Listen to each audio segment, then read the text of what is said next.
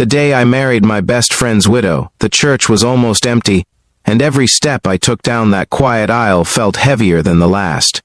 Outside, rain tapped softly against the stained glass windows, as if even the sky was unsure whether this moment was right or terribly wrong.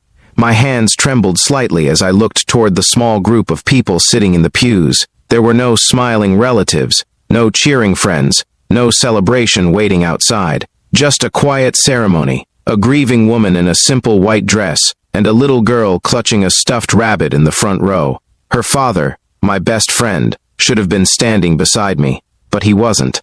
And the truth was, I never imagined my life would lead me here. Before we continue, take a second to support stories like this.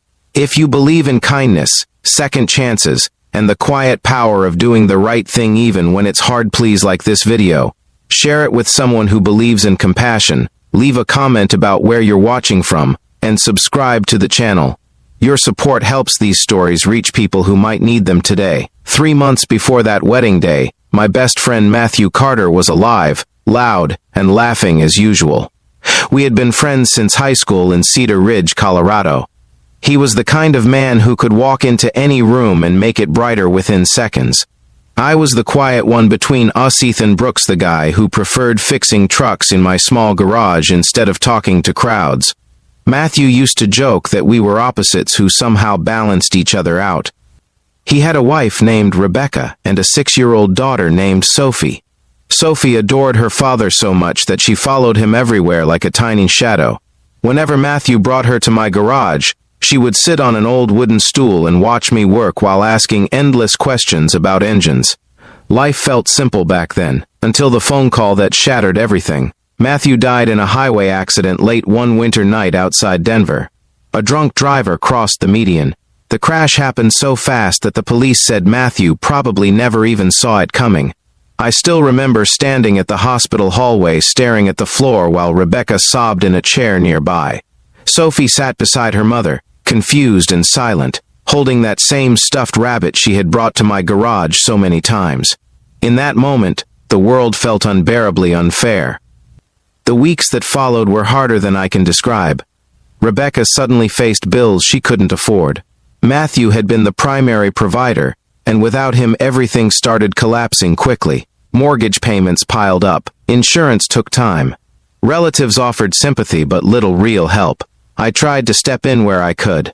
I fixed things around the house, brought groceries, and helped Sophie with homework when Rebecca had to work late shifts at a diner. But the truth was, the strain showed on Rebecca's face more every day. Exhaustion, fear, quiet desperation. One evening, after putting Sophie to bed, Rebecca sat across from me at the kitchen table. The house was dark except for the small yellow light above the stove. Her voice was steady, but her eyes looked like someone drowning slowly. She explained that the bank had sent a final warning about the house. Without proof of financial stability, they would start foreclosure proceedings within weeks.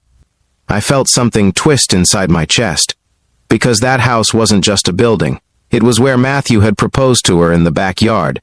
It was where Sophie had taken her first steps.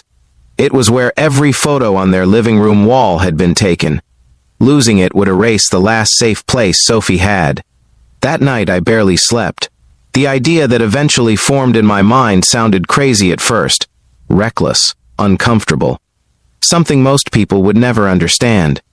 But the more I thought about it, the more it seemed like the only way to protect them. Marriage, not love, not romance. Just protection. The next day I sat with Rebecca again and explained everything carefully. If we were legally married, my stable income from the garage could secure the mortgage. Sophie would stay in her home. The bank would stop threatening them. Rebecca stared at me for a long time after I finished speaking. There were tears in her eyes, but also relief. Neither of us pretended it was normal. We both knew it was strange, maybe even sad in its own way. But sometimes life doesn't give you perfect options. Sometimes it only gives you the choice to step up or walk away. We stepped up. Our wedding was quiet and simple. A small chapel in Cedar Ridge, 2 witnesses. Sophie sitting in the front row swinging her feet while holding her stuffed rabbit. When the ceremony ended, Sophie ran up and hugged both of us at once. For the first time since Matthew died, Rebecca smiled. The early months of our unusual marriage were awkward but peaceful. We lived more like roommates raising a child together than a traditional couple. I slept in the guest room. Rebecca handled the house. I worked long hours at the garage, but Sophie changed everything. Kids have a way of stitching broken pieces together without even realizing it. She started calling me for help with school projects. She asked me to read bedtime stories. Sometimes she would run toward me after school yelling my name like I had always been there. Slowly, the house felt alive again. Rebecca laughed more often. The tension faded. The silence that once filled the rooms disappeared. But the biggest surprise happened one autumn evening almost a year after the wedding. We were all sitting on the porch watching the sun dip behind the mountains when Sophie suddenly climbed onto my lap. She looked up at me with the kind of serious expression only children can manage. Then she wrapped her arms around my neck and whispered something that stopped my heart. She said she knew I wasn't her real father, but she hoped I would stay forever anyway. Rebecca heard it too. For a moment none of us spoke. The wind moved gently through the trees, and the sky turned orange over Cedar Ridge.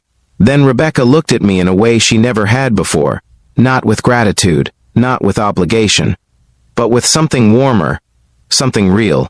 And in that quiet moment, I realized something that I had never expected when I first offered that strange idea of marriage. Somewhere between grief, responsibility, and shared healing, we had become a real family. If this story has touched your heart even a little, please take a moment to like the video, share it with someone who believes in compassion, and subscribe for more stories that remind us how powerful simple kindness can be. And before the story ends, I have a small request for you. Please comment the word hope below if you believe that even the most broken lives can find their way back to happiness. Because sometimes the greatest love stories aren't the ones that begin with passion. Sometimes they begin with sacrifice. Years have passed since that quiet wedding in the rain. The house is still ours.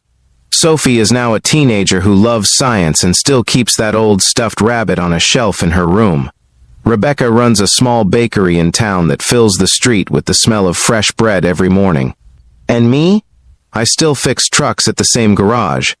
But every evening when I drive home and see the porch light glowing at the end of the driveway, I remember the promise I made the day I married my best friend's widow.